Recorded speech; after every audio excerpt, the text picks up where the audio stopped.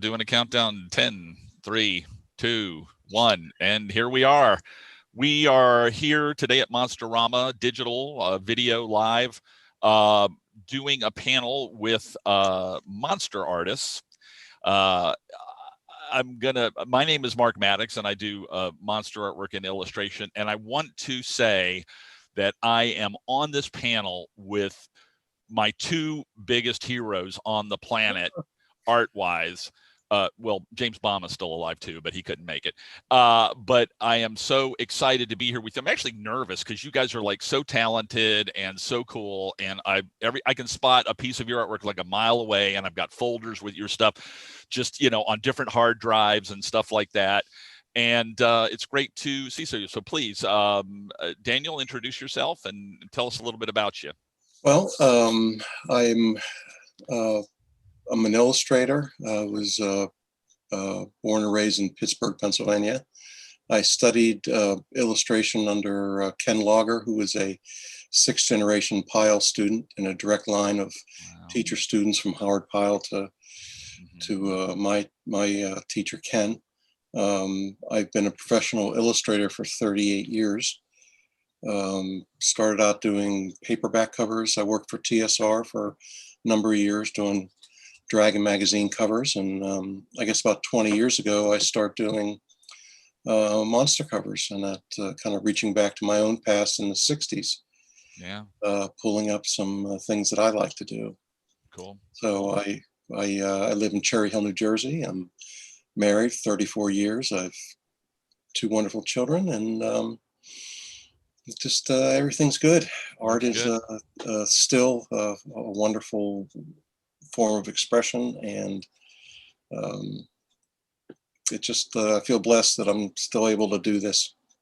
Well, during the pandemic, it's nice too. You're just like, okay, I got to go back to my table, or go back to the easel or whatever. Exactly. Graham, tell us about you. Oh yeah, this is Graham Humphreys. I'm in South London, Tooting Bec, and I've been doing this ridiculous job for about 40 years now. Since I left art college in 1980. And I think I always knew that I was going to be doing horror themed work from a very early age.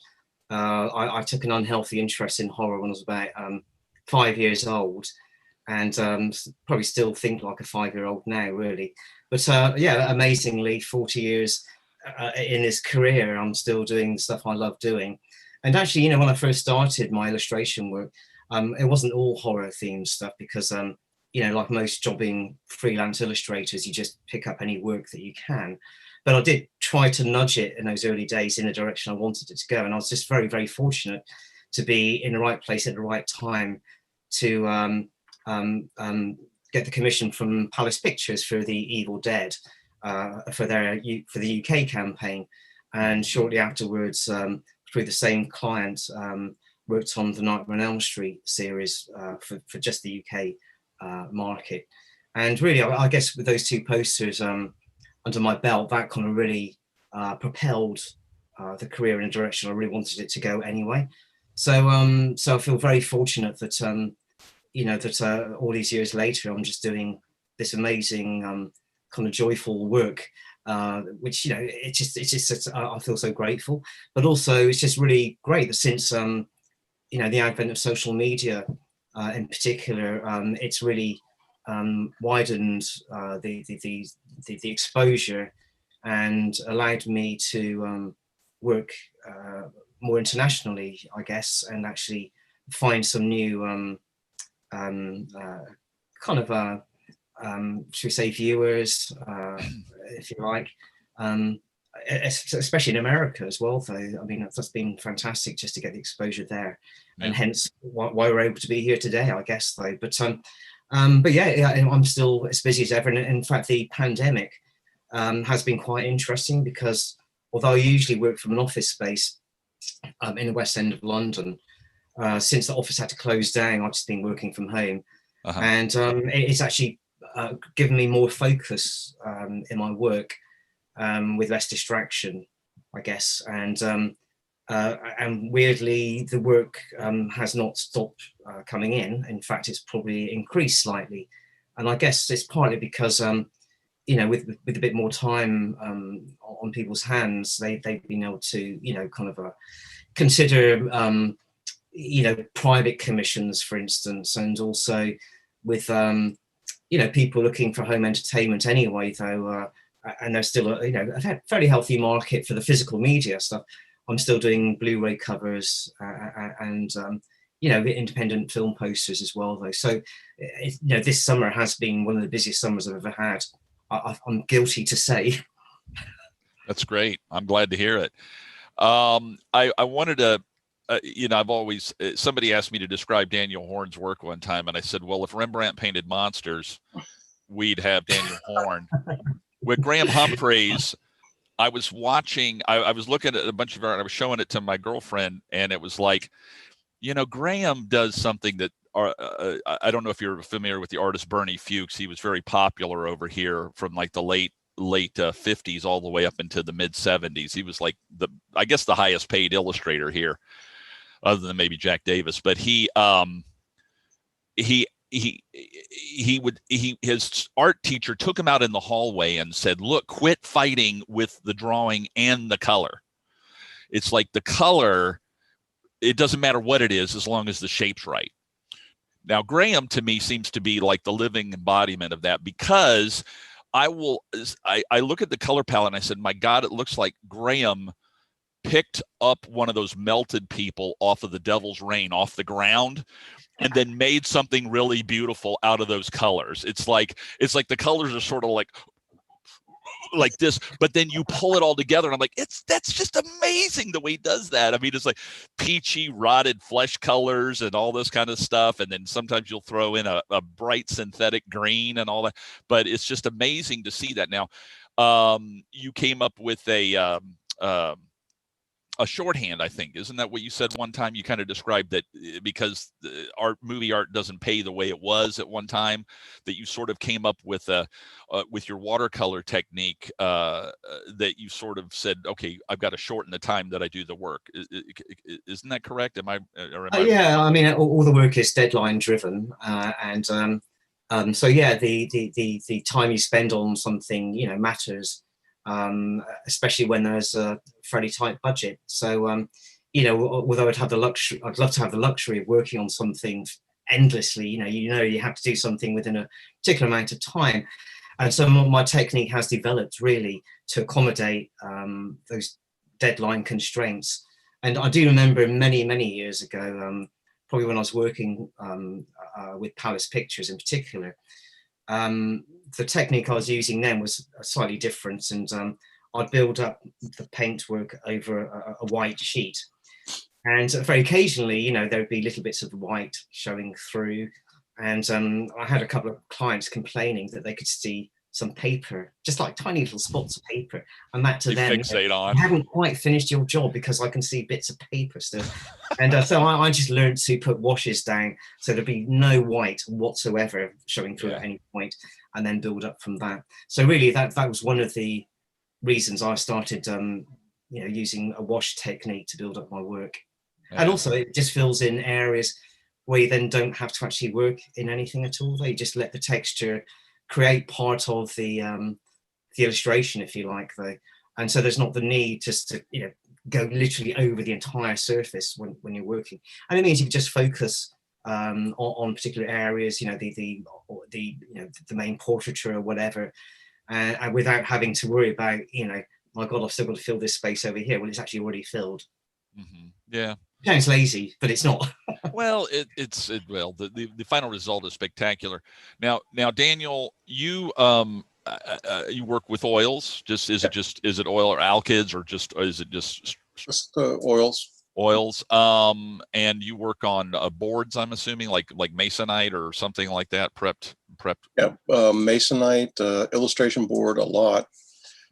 Canvas for larger paintings. Right. The piece I did for Crimson Peak was done on, that was 7 foot by 4 feet wide. Yeah, for people out there, Daniel, Guillermo del Toro had you do a painting that's in like one of the main rooms in the film Crimson Peak. So when you see that, that's Daniel's work. Your technique is unbelievable. I mean, some of those things are just like, I mean, they should be over there in the National Museum. You, which reminds me, by the way, and this is a plug too for you too, if you have any copies left, I got to get that Painting Dracula. Is it a DVD or a Blu-ray? DVD. Okay, well, you've got a DVD. You still got some available? Yeah, they're on my website. All right, I'm going to get me one. Okay. But tell me a little bit about the love of the monster stuff, like when you were a kid, and then the transition over to like today. You're like, give us a little bit of background history on your love of monsters and how that went into these incredible paintings. Well, it all started probably in 1965, 66, when they first started showing the Universal films on TV, at least where I grew up in Pittsburgh. There was just something about the characters of the monsters that I related to. Not that, a monster or anything, but I mean, they were, it wasn't their fault for how they were. Right. They were just misunderstood, and except for Dracula. Yeah, that's true. Except for Dracula. He's rotten. He's actually rotten.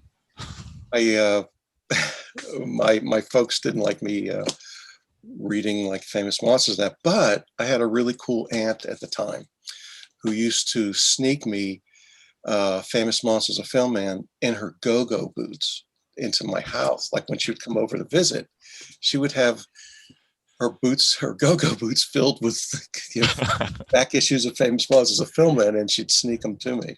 That's very cool.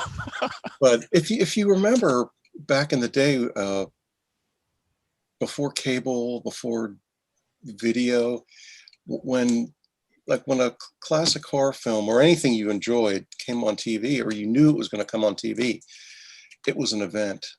You waited all week for that, and if you missed it, you didn't know if it was going to come on again. Yeah. So, I built the Aurora model kits, and it kind of, I never lost my love of the classic horror. When I got into art school, and started studying under, Ken Logger and that, I pivoted to painting fantasy, sci-fi, mostly fantasy things. And after, I guess, about 18 years of painting paperback covers, did over 400 paperback covers, I was totally burned out, just couldn't do it. And I thought, what do I want to paint? And it's all about what you liked when you were a kid. Mm-hmm. And it just came rushing back, and but then there was a problem. Like, how do I show these? I mean, Basil Gogos cast such a long, wide shadow. It's like, how do you portray these guys? Yeah. So I thought, well, I'm just going to show how, as if they came off the set and wanted their portrait painted. Straightforward, just a portrait. Mm-hmm. And thankfully there was magazines around that still wanted painted covers at the time, and it just kind of, it was being at the right place at the right time. Yeah. So, one thing led to another. Yeah. For me, it was weird. I was working my regular corporate art job. I had graduated from art school in like 1982. I've been drawing since like 1970, but went through some professional training in the early 80s, and then went to Florida State University and did some painting. It's studied under Kelly Freas a little bit, the Queen album cover, News of the World. So, I mean, it was, I learned more from him like in a couple of days than I did a year and a half at Florida State. But anyway, I ended up doing a corporate art job. I did a lot of illustration. I love to draw and paint and everything, and digital illustration as well. And I would do that. And then I needed more out of life. I felt like I needed something. I wanted to do like a Jules Verne art book or something. And then I started dabbling and doing some comic book covers and then some monster magazine stuff like Little Shop of Horrors, and was doing that for a few years just for fun in the evenings. And then the housing bubble burst here, which basically put us into a deep recession. I lost my corporate job, and it was tough after that to try to find that kind of work that was what I was getting paid. So I struggled back and forth trying to find that kind of work. And finally it was like, no, I'm gonna do this. I mean, I was already doing it anyway. I already had my toe in the door. I already had a little bit of popularity. I was having a fun time doing it. And finally, I got a divorce. And then my girlfriend here, she had her own business. She ran an exotic pet store for years. And she saw what I was doing. And I said, well, I got to go out and try to find a job. She goes, you're not doing anything else but this. This is what you're doing. And it was like, and that's what, okay, you got to twist my arm. And so that's what's happened, and doing the Blu-ray covers and the Monster magazine covers. And sometimes I'll just go, what do I want to do? What do I want to do? And sometimes it's not even a film or anything like that, but sometimes I'm like I did the Mysterious Island crab piece. I've been wanting to do that for 10 years, and finally pulled out the aqua gouache, and I mean, I'm sick of looking at it right now because I've been looking at it so long. But it's just people told me I couldn't find a job doing this, but I've heard people say, if there isn't a job for it, make one. Well, it's turned out to be true, so I'm very grateful for that. Graham, I was thinking that the first time I ever saw your work might have been some of the Doctor Who stuff or the Jerry Anderson box art, but then I think maybe before I saw that, I was over at Phil Nutman's house, and he pulled out one of the Evil Dead pieces and showed it to me. I think that was a pretty early. Is that a fairly early piece on your part, or? Yeah, it was the original artwork for the Evil Dead UK campaign, which I gave to Phil. We'd been out one evening, way back in the 1980s, and Phil and I used to hang out quite a lot when he was living in London, and I think we'd gone out somewhere and got quite drunk together, and I said, "Oh, you're my best friend. I love you, buddy. Yeah, I'm going to give you this piece of artwork." And I sort of said that, and he held me to it the next day, and I thought, well, I've said it, so I'm going to have to do that. So anyway, the artwork did go to America, and it was there. And of course, Phil sadly is no longer with us, though. But right.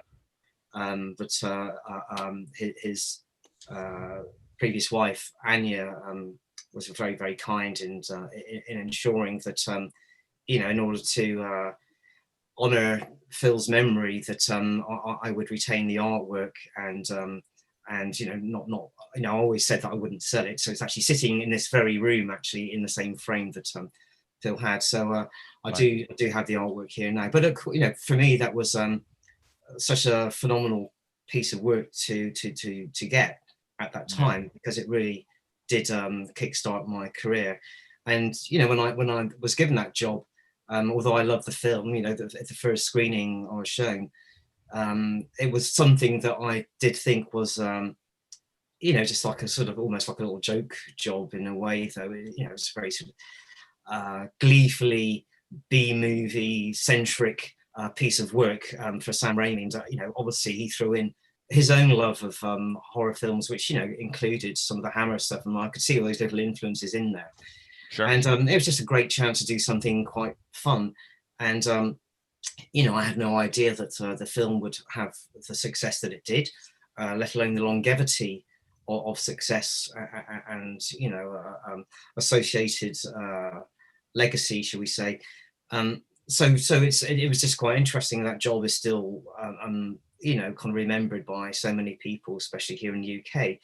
And of course, there was a second version I had to paint to achieve a VHS format version for what was a simultaneous release VHS to the theatrical release, which of course is highly unusual at that time. I think perhaps Palace thought that the film would do its instant business with horror fans, and then it would sort of peter out, I guess, though. Right. And then VHS would be its next life. But the two worked simultaneously, so a lot of people flocked to the cinemas to see the film and bought the VHS also as well. So that kind of kickstarted a bit of a VHS career for me as well, though. So yeah, I've got a lot to thank that job for. Yeah, it helped too that Stephen King really promoted it. I remember him saying it was like one of the best films he had ever seen.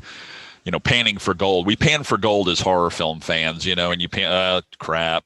You throw it out of, oh, wait a minute, there's a gold nugget. We love those, Now for you, Graham, influences, who was it that, growing up like as a kid, a young man, who was it like, man, I love that artist or that artist? Was there anybody that really just made you crazy?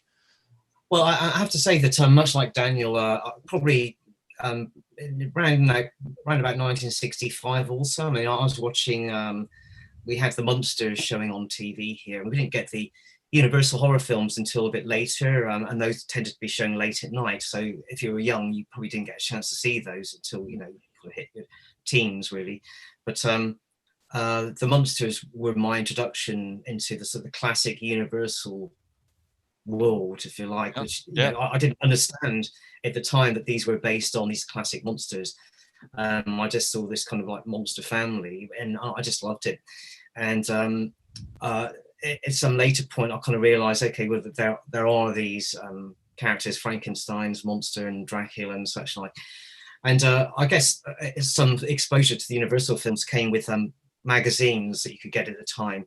Mentioned Famous Monsters of Filmland, and I think there was a magazine I remember called Target, which came out in the UK, and World of Horror was another one. And these had a lot of stills from those Universal films, and they were quite quite striking images, quite shocking for me at the time as well. I mean, these films look very fresh, even though this was suddenly the 1970s, and somehow mysterious as well, because I hadn't seen the films, so they kind of take on this other life which you imagine. And again, the Aurora monster kits came out around the same time as well, and so I bought those, and that kind of fed my enthusiasm. And those amazing box covers as well, just really was powerful, such a powerful influence on my own work, and still remains so today as well. I mean, those colors you mentioned earlier on really began with my my love affair with those Aurora monster boxes. Yeah, they're very vivid. Some of them by one of my all-time favorite artists, probably one of the biggest influences, James Bama. Yeah, absolutely. Same here as well.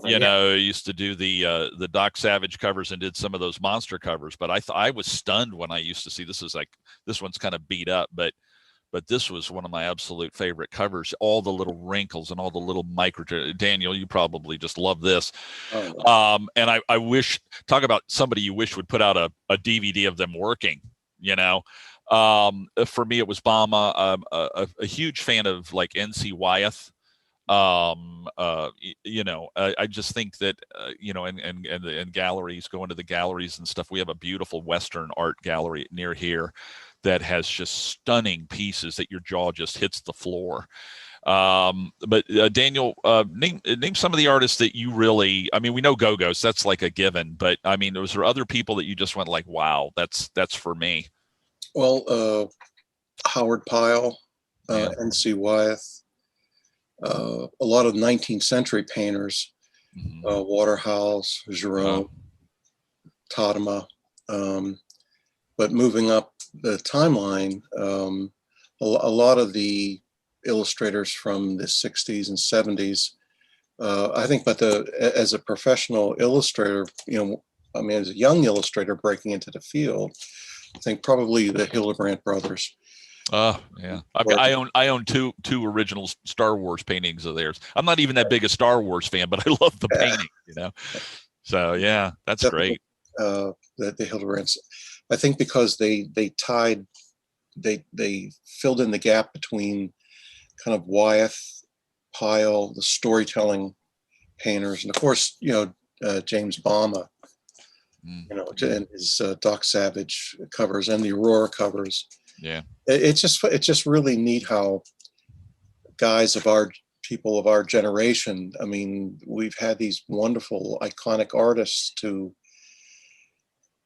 look back on and learn from, you know, because it wasn't, you know how it is, you guys. I mean, you know, the only way we could see original art when we were like in art school and that mostly is if you went to a museum. But I mean, genre art, you know, book covers, paperback covers, magazines, you know, and trying to, you know, collect as much as you can and see as many different kind of styles. But yeah, it was the illustrators, especially Pyle. I really liked like the way he told a story and how he taught, you know, and then, you know, being taught by a sixth generation Pyle student in a direct line. Yeah. So the message was very clear throughout. Yeah, his compositions were incredible and daring sometimes too. He would leave like a big area, like if two guys are fighting in the sand at a beach or something, there'd be like a whole section of white, but it just worked. The balance worked. Led you into the painting. Yeah, other guys like Dean Cornwell. I love Dean Cornwell. I mean, just so many of the guys from that time period. I love Maxfield Parrish, but I'm not as enamored with the kind of storybook sort of stuff he did. But later when he said, okay, I can finally get away from this, and just his landscapes, where he actually sometimes got rid of some of the figures that he had in there originally, and that incredible glazing that he did was just incredible. My introduction to monsters, I have an older brother, so he was already, dabbling with this stuff. But I remember going into the Stars and Stripes bookstore with my mother in Ramstein, Germany, and there was a issue of Famous Monsters number 42, Ron Cobb recreating the poster of Frankenstein meets the Wolfman. Now we just lost Ron Cobb like about a week or so ago, and it was a major loss for the fantastical art world for sure, and also political cartoons and everything else. But I walked in and I saw that cover. My eyes bugged out of my head. And I said to my mother, I said, I want that. And she goes, no, you're buying that for your brother for Christmas. And I said, no, but I want it. And she goes, no, that's your brother's. You're going to here, take the $1, go give it to the guy. And I threw a tantrum right there in the store, but it just was like, somebody just flicked a light switch. I was instantaneously a monster kid. And then my mom goes, no, you're getting that for him. The next time we come in here and you see one of those, you can have it. So it was like later I got the Gorgo reprint issue or something, but I was very happy. But stuff like that, the famous monsters, not only just Go-Go's. I mean, there was some of the Ken Kellys, like the 1975 convention poster piece that he did. There was a bunch of great artists on those covers. And it just fueled it, it would just fuel you, so let's see, with favorite subjects, Graham, I mean, if you get something, what is the ones that you really like the most? It doesn't have to be monster movies necessarily or monster stuff. Is there something that you just go zing? I mean, you probably lost your mind when you got that poster for The Damned. I was so freaking jealous of you. I was like, Graham Humphreys, damn him. I was like, that is so cool. Yeah, that was great fun to do. And, that was very much a collaboration with Dave Vanian, who was very clear on the sort of styling that he wanted. He referenced old 1930s horror film posters, and but also, sort of theatrical stuff from the, I guess, turn of the century as well. But obviously, the vampire theme was first and foremost. And I think there was, enough freedom there within. So I tried to give it a sort of 1930s feel, and the palette is supposed to kind of give it that kind of look as well, though. So it's unusual not to go for the very acid colors that I would normally do, but yeah, the work, as we know, we can't pick and choose the work unless you are just doing your own private stuff, which hopefully people do like. But I've not really had the chance to do that so much. So it's the private commissions generally that come in, which are either for individuals or group commissions. Mostly those tend to be American groups as well. Mm-hmm. And it's a chance really to work on posters for films that, are classics, I guess, for a lot of people, and particularly the films from the 1980s, which of course are having a huge renaissance at the moment. And so it's stuff that I haven't been able to work on. I didn't work on at the time, wished I'd had, but then suddenly those films are now coming to me in a different form. And also because they're commissions for films that have already, been seen and are very familiar to people, there's no need to conceal things within the films. You're not holding back on anything, so you just throw everything into your poster and just really concentrate on all the stuff that fans really love. And so even now I'm just working on I just mentioned this to Daniel before we went online. I'm working on a limited edition poster, which I don't think it's confidential really. Hope not anyway. But it's an official licensed piece in conjunction with Hammer Films for the first Hammer Dracula film, 1958, and of course it's one of those touchstone films for not just myself but for many Hammer fans. I mean, introduced Christopher Lee's kind of most famous role as Dracula, and of course Cushing and his second most famous, I guess, Frankenstein being the first, but then the Van Helsing character. I mean, just two fantastic character actors doing what they do best and actually making it so convincing as well. Of course, Dracula is hardly in the film. I think it gets a maximum of 10 minutes screen time. Yeah. And actually just looking through the film and trying to lift out those little moments which make the film what it is. Yeah. Those great expressions, those fleeting moments which can freeze frame and just try to bring out the essence of those characters. I mean, that's part of the pleasure of working on something like that. It's just looking for those little tiny fractions of a second moments which actually just sum up everything within. And also trying to look for, as with any job I do, looking for a new angle on something, because there's familiar materials, of course, those stills which everybody's seen, the posters which exist already. Just looking for those little moments which are really never really explored, shall we say, in a film, and just trying to bring something new. I mean, for instance, the opening scenes in Dracula, you see the matte painting of the castle, and I think perhaps they hadn't considered sequels at that time, so you just get this brief glimpse of a castle, and then I think it gets established a bit later in perhaps Dracula Prince of Darkness, which is obviously a completely different architectural look.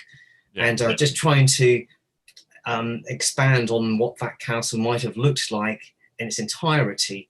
Just it took a day of exploring architecture of the era and of the region as well, Transylvania, Romania, Germany, and just trying to build up how that castle might have appeared in its total form, which I'm trying to bring into the poster as well, though, just to give it, expand on what actually exists in the film, because we know it's a low budget film, 3 basic sets, and the exterior just outside Oakley Court, Bray Studios. And what they brought to that film was just so much more. I mean, just with this limited budget, a limited space, just creating this whole kind of world of sort of faux Transylvania, which kind of just looks so beautiful and rich as well. And trying to honor how that film achieved that look in illustration form is really my job in this particular project, just creating this kind of rich, kind of beautiful look to something which was very, very limited in what they could achieve at the time. Yeah, I find myself too, I've watched movies over and over again, and you swear that something, if you're not observing it the way we do, we're not, when I'm sure all three of us do this when we're like, checking, going through the frames or looking at the old photos or whatever, and you're all of a sudden, you're just like this scientist. And then you realize that some scene you thought you saw in the movie wasn't exactly what you saw. And then you're like, well, yeah, but what I had as a still image in my head doesn't really exist. So you'll do more research or whatever. About 2 years ago, I was doing a cover for We Belong Dead of the 1951 version of The Thing, one of my absolute favorite films. I begged Eric to let me do that as the cover, and he was like, yeah, sure. And I had luckily, I still had my dad's old Air Force clothes from the 1950s from when he was in Alaska. So I went ahead and I had guys in the living room with pickaxes and stuff. And I said, you put the axe through my television set, I'm going to kill you.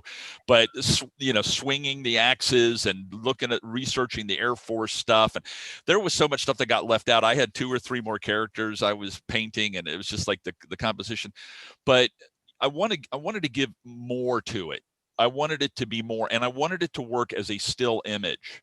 Like sometimes you'll see people paint from a moment in a film that isn't really the optimum one, like the Frankenstein monster's looking down, and you're kind of like, well, wouldn't it be nicer if, and or the person's hand is doing something goofy in the picture. So, I mean, I'll pose for it or get other people to come in and pose for it or whatever to finish it off, to make it more as you are now in the 2-dimensional art world. You're out of the cinema, but you're explaining something to somebody. And sometimes it can be like you're all of a sudden you're Sherlock Holmes with the darn glass. Just I mean, I know all about camels. I was doing a comic book one time with a Egyptian setting, and I found out I was using the wrong camels from that part of the world, and I had to go back and research this other kind of camel, and it's like, oh my God. Anyway, Daniel, what about you with your work with subjects and things that that you would like to do, things that you'd like to tackle, things that you haven't tackled yet? Have you got anything on the easel you're working on? Yeah, well, I'm working on a portrait of Bela Lugosi. Never heard of him. He was a minor character in probably a forgotten film. A series of prints for a Facebook group, classic monster like appreciation group. Cool. And it's just for them, just for their membership. Wow, nice. So it's going to be a series. I do a lot of just straight portraiture. Mm-hmm. I love painting beautiful women in very types of settings. I've seen some of. Were you actually in? Were you in the first volume of Spectrum, if I remember? Well, I did the cover. I think it was 8. Okay, maybe that was what I remember. It was an early volume, and I think I remember that was a real beautiful piece. Yeah, Arcadia. Thank you. Yeah. Yeah, I just enjoy doing history, American paintings of American history. Mm-hmm. Mostly the quiet moments, not the big battle moments, but right.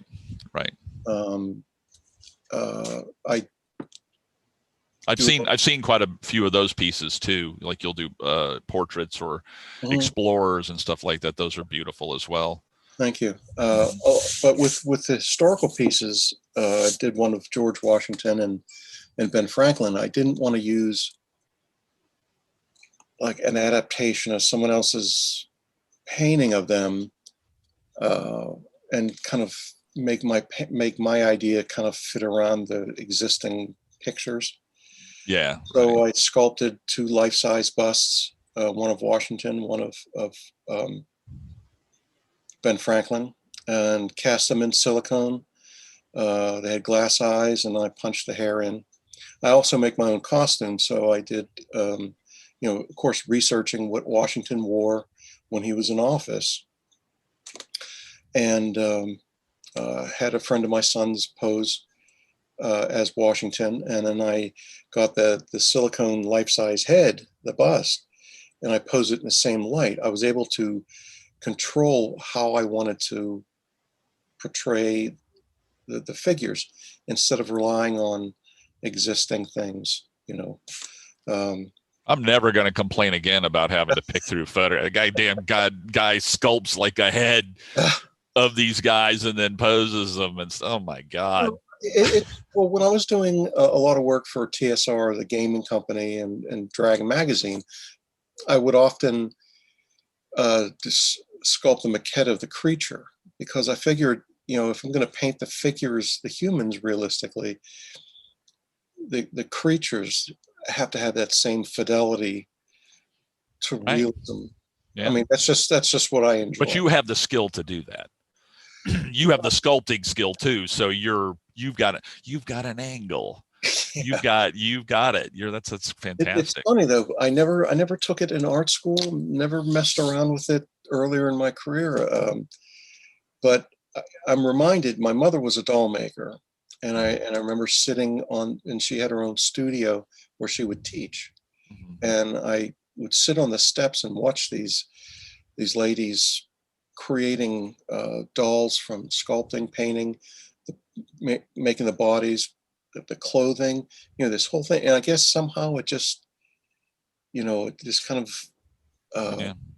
went into my mind. And but yeah, I love painting in general, and Yeah. I love painting people.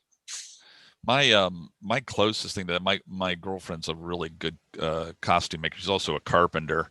I think she's outside working on a Boeing 747 right now as we're speaking. But I said I've got to do a classic Lon Chaney Hunchback of Notre Dame cover. So I said, can we put something together? Because I don't want to use the same thing with him on the pillar with his arms. And I don't want to work from just a photograph. I'll look at the faces, watch the movie over and over. I got every face I could. And then I decided I wanted to do him hanging off the side of the church with the cathedral with one arm. And he's like looking down at the crowd. So she built a costume for me. And we have at our last house, we had a gazebo that went way out into the forest, like 100 yards. And then there was this huge gazebo. So I go outside and I'm hanging off the gazebo, and she's out there taking photographs and stuff. And she goes, you do realize you're almost 20 feet off the ground, what you're doing. You have you're just hanging by one hand, hanging off going like, with this hunchback on me and all this kind of stuff. She goes, you fall, you're going to break your legs minimum. I mean, absolute minimum. So what we do for our art. Exactly. Graham, what's the craziest thing you've ever had to do to achieve something like that? Did you ever clone anybody or anything? Or no, I've had to use myself as a model quite often in front of a mirror, and you're trying to adopt a pose, and quite often using a timer on the cameras when you have to keep running backwards and forwards because it's not quite right.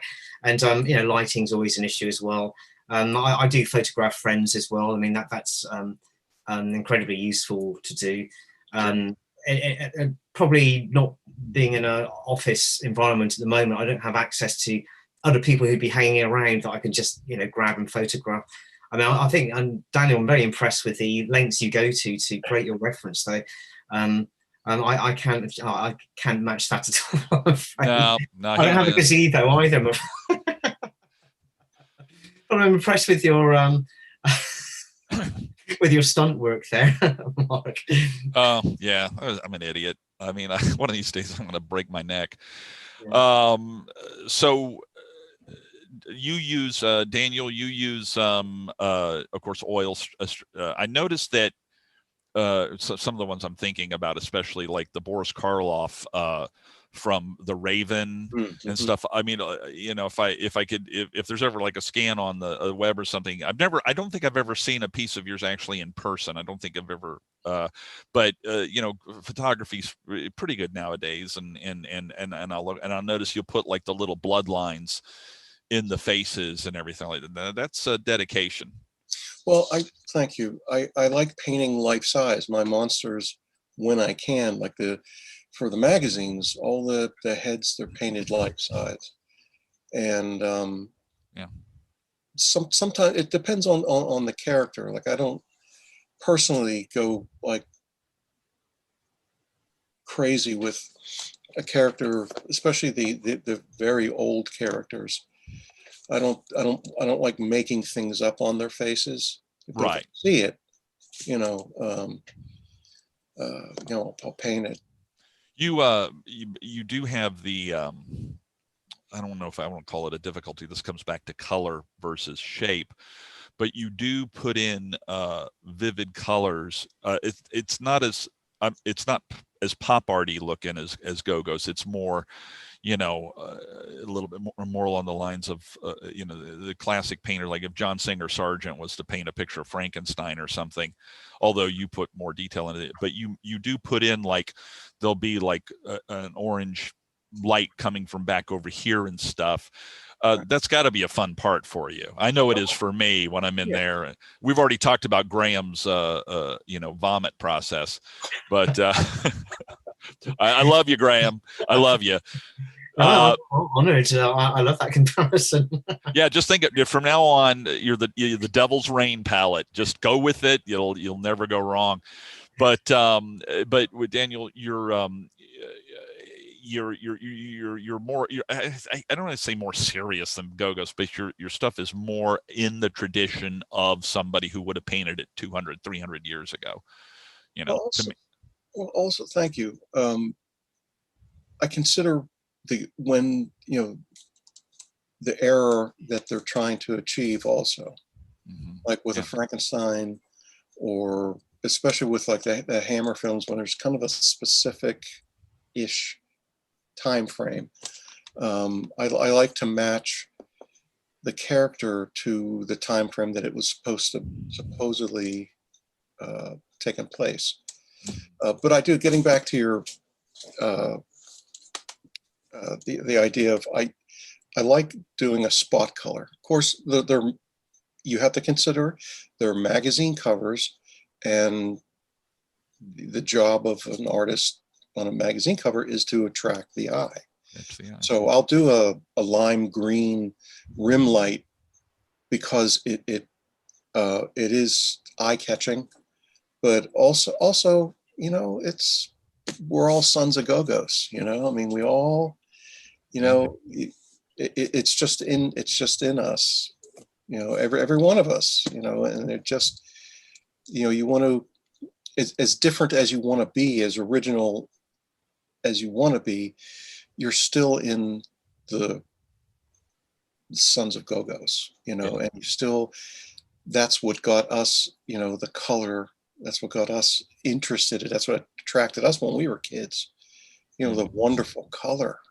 Sure. So, yeah. But at the same time, I think like anybody else, I mean, it's like when I was a little kid, my big hero of art was Jack Kirby, the comic book artist. But it's like anybody else, you imitate somebody for a little while and then you become yourself. To thine own self be true. If you were still here at this age, still trying to imitate Go-Go's, it'd be like, you'd be like, why? What am I achieving here? I'm not breaking new ground. You both of you guys have definitely done that. I think that it's all right to be yourself. I don't want to break out into song here or anything like that, but if you, getting back to those, if you look at my really early paperback work, I was really channeling the Hildebrandt brothers. So, you do, when you're younger, you absorb from all these sources and you take what you want, you mix it into your own, and that's what creates your style. There you go. I've got a stack of books, Frazetta, Wyeth, just all this stuff over here.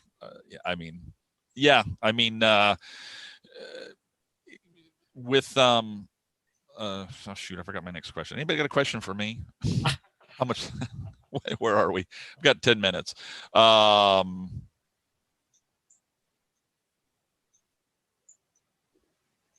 are you there? Go ahead. For you. Yes. How do you, being a digital artist as well, do you find it that one has influenced the other, your traditional work with the digital, or digital to traditional? I would say that it's really weird. There's a really weird aspect to using Corel Painter, if it's still under the Corel name, Painter. Is that when I go back and forth between doing brush strokes, either in Painter or in real life, it's like there's hardly any difference. That's the weird thing, is that they've got that down, and I build my own brushes digitally to match like a thick oil sort of thing. So it turns out that when I go over then and move over to acrylics, which I am really, this last paint, I'm sick of it. I want to move on to like alkyds or something. I don't like I had a real bad problem with the blendability this last painting, but I find that digital is way, way, way, way harder than some people perceive it as. You just run a photograph through something or something like that. The Fang piece I was telling you guys about took me 1 month and 1 week to do digitally. I mean, just the guy's jacket. There's a guy down in the corner with his Air Force jacket with the bomber stuff all over him, and he's holding the pickaxe, Kenneth Tobey. And just the jacket was like 4 days worth of work. Because I go in there and I'd be painterly with it. I'd want to get the texture of the leather and okay, run down the zipper with the original base color, which would be like a warm sort of a copper, but then put the middle shine and then put that dotty highlight and just go down it. And it's just like, by the time I got done, it was a month and a week later, and I'm like, this is crazy. I mean, it was like Linda looked at me and said, you should have just painted it in real paint by this point. I said, well, that's the problem. When you can turn a painting, when you can take a painting you're working on and magnify it up to the size of an airplane wing, and you can get that anal, and you already are anal, you just, what are you doing painting buttons, honey? Come to bed, I mean, it's ridiculous. So, I'm very happy when I'm actually painting at the easel or here on my table. It's got its advantages. The thing is too, the thing that is great about digital is art director's changes. It's like instantaneous. Oh, you don't want that guy, cut him out, move him over, feather it, and now I'm hearing they're able to do that, like the TV show The Mandalorian. All that stuff shot inside now. Have you seen the insane? It's a giant domed room with millions of LEDs that form the picture. So now the guy can see the monster he's fighting in real time, or whatever. The Mandalorian's supposed to walk off that direction. The guy goes, well, he's headed towards that mountain. Let's cut that mountain out and move it over here. And then the actor instantly now is walking through a ravine that they just cut out and moved. So it's amazing, but it's shockingly so. What else you got coming up in the near future? Either of you. I know you've got the Horror of Dracula, or AKA Dracula. We call it Horror of Dracula over here, but I call it Dracula 58. Is that right? 58? Or 57? 1958. That's the date we have here, though. It's very. I think it seems to vary according. I've never been too sure. Sometimes dates are given according to the release, theatrical release date. Sometimes the production date, and that can change. There could be a year, 2 years difference in there, though. I'm never too sure which one to go for, though. But 58 seems to be the one I keep seeing anyway, though, in listings. But I've got about 10 jobs lined up at the moment. I'm going to be busy until January with the current schedule. And one presumes that one hopes that there'll be work beyond that as well. I do have a client who has a whole list of commissions he wants me to tackle, which, to be quite honest, would keep me going for a couple of years at least. But I tend to put those to one side to stick with the commercial work, which has the deadlines, which are the essential part of that working process. As we know, any commercial work is generally confidential. That's the way it has to be. So sure. I can say there are a couple of other Hammer projects in the pipeline as well. One's been done already. Because I love going back to the classic, horror stuff. I mean, I think we all kind of love, the Universal monsters, and I especially love my Hammer films. And it's one of the great joys of course, is that because those Hammer films are all shot just outside London mostly, is being able to go to those locations and just see, exactly where these films were shot. Obviously a lot of soundstage work, but I was talking about Oakley Court and Bray Studios to Daniel earlier on. Yeah. Having been to Oakley Court a few times now, you just know that building from so many films, like we mentioned, Reptile earlier on, Plague of the Zombies, of course, Rocky Horror Picture Show was shot there, but Bray Studios, which is literally just about 10-minute stroll away. They used. I didn't realize they were that close. I didn't realize. Oh yeah. And the fields between the two, featuring so many films, it doubled as the camp on Blood Island. They just put in some plastic palm trees there, and suddenly you're in some sort of sweaty, just like spraying everybody with water to make it look like sweaty. Of course, it's probably in the middle of winter, probably freezing cold. Yeah. But just saying, there's a fantastic moment where you.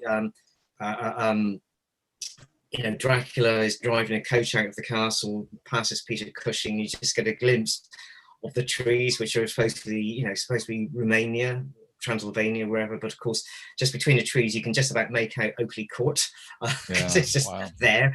So it's you're somewhere just outside of Windsor, basically. Right. But I love all the location stuff. I mean, in fact, I spent yesterday with some friends visiting locations that were used for Blood on Satan's Claw. Which I saw the photograph of you. You got cut, and you now now you've got fur growing out of the wound, don't you? Yeah. Some devil's fur. Yeah. But we spent a few days a couple of months back up in Scotland, going to all the locations where they shot The Wicker Man as well, though. Which was fantastic. God. And actually, what it does make you do is appreciate the film craft as well. I mean, there's a whole scene in The Wicker Man where you see Christopher Lee and Edward Woodward having a discussion in one room. They move to another room, which is actually shot in a completely different location. Oh, okay. They go out of the building, which is another location, into the gardens and the greenhouse, which is yet another location. And so they patched all these things together, and it looks seamless in the film. You just believe you're watching this one location. And these places are tens of miles apart, though. Well, that's one thing, I envy, the size of your country. Our country, I'm in Florida. I've never even been to California. I'm a big movie nut. I'd love to go out there and look around, but I'm in Florida. I don't know how long this would take you to get in your car and drive to Port Marion to where they filmed The Prisoner or something like that. I'm so jealous of that. I mean, I want to go over there and do one of those prisoner weekends or something like that, or go to Bray Studio or whatever. And it's now real quickly, I don't want to cut Daniel, but there was a story about you walking down the street. I think you told this, you were walking down the street really early one morning, and Tom Baker was coming the other way, and some guy was begging him for money, and he was telling him, he was screaming UFO or something, or not UFO. Yes, there were words we shouldn't say in polite. We can't say because this is a family friendly. But that just cracked me up. Oh, that cracked me up, that story. Well, I heard the voice before I saw him, because that voice is so distinctive. I mean, he does so much voiceover work. I mean, I think he still is doing stuff, but he's fantastic. Certainly at that time. In fact, he was en route to do some voiceover work, because I posted something on Facebook about it, saying you would never believe, I've seen Doctor Who swearing at some vagrant outside the studio. And actually, I got a response from a friend. So yes, he's actually on his way to see me right now. We're doing some voiceover work. Oh my gosh! And I said, well, he seems to be in a terrible mood, so I'm just warning you right now. But actually, the friend did get in touch later, saying actually he was absolutely fantastic. He was very charming, in a very buoyant mood. So perhaps he got rid of all his tensions and anger on that poor guy in the street. Oh, gosh. Okay, Daniel, you get the last word, because I think we're almost out of time. Well, it's just such a wonderful genre. And when you can tie it together with stuff that you loved as a child, and it's just the feeling you get. A big reason why I do these things is because I know people, and like a lot of people feel the same way I do about them. I'll leave you with this. I was at a outdoor festival, and I had my prints in a rack, and across the street, a couple probably in their 50s were walking by, and they looked at the prints, and they just smiled, And like, I looked at them, they looked at me, and we just kind of like nodded our heads to each other, like, yeah, this is cool stuff. It really is. It's a wonderful genre. Every artist in it that I've met, it's just wonderful people. And I just feel blessed to be able still to do these things, that a job that I enjoy doing, that people still enjoy. Okay. How can people see your work and stuff like that? Well, on Facebook, but my website is danielhornstudios.com. I have a shop in there to sell prints and still some small scaled busts. Cool. Yeah. Cool. Graham, what about you? Facebook as well. I'm all over social media like a rash.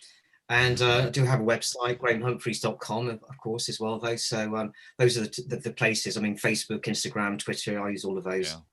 Yeah, I find myself using Facebook more. I'm the Mark Maddox that's in Tallahassee, Florida, if you want to friend me. And I've got a website that's a little dusty called maddoxplanet.com. We're putting up a Square store here in the next couple of weeks, so I'll be selling some stuff that way. And guys, I wish this had been in person. I am a big fan of both of you guys' work. Thank you so much for producing. I mean, I just love when I come across a new piece that you guys have done. Daniel just saw the new Demon, Curse of the Demon, Night of the Demon. Beautiful red palette. It's just gorgeous. Graham, I saw a movie poster you had just done yesterday. A lady with a rifle and then some characters around her head. Yeah, that was the Neil Marshall film, The Reckoning, which has Sean Pertwee, the son of Doctor Who, of course. Yeah, Doctor yeah, sure. Reference there. But yeah, it's. I mean, it's an interesting film because it kind of has the sort of, I guess, references you can make to the Witchfinder General. One of those other kind of great British folk horror films, which of course starred Vincent Price. So there are elements of that as well. But I've worked with Neil a couple of times before, and who doesn't like working on films which have witches? Okay. Yeah, well, I think we've actually run over a little bit, but hey, we've got big egos. We're artists. Never make hair. So it was wonderful talking to both of you. I hope I get to see you in reality someday, and that we get to do a panel and visit and maybe go have a drink or something like that. So thank you so much, guys. Hey, thank you. Thank you, Daniel.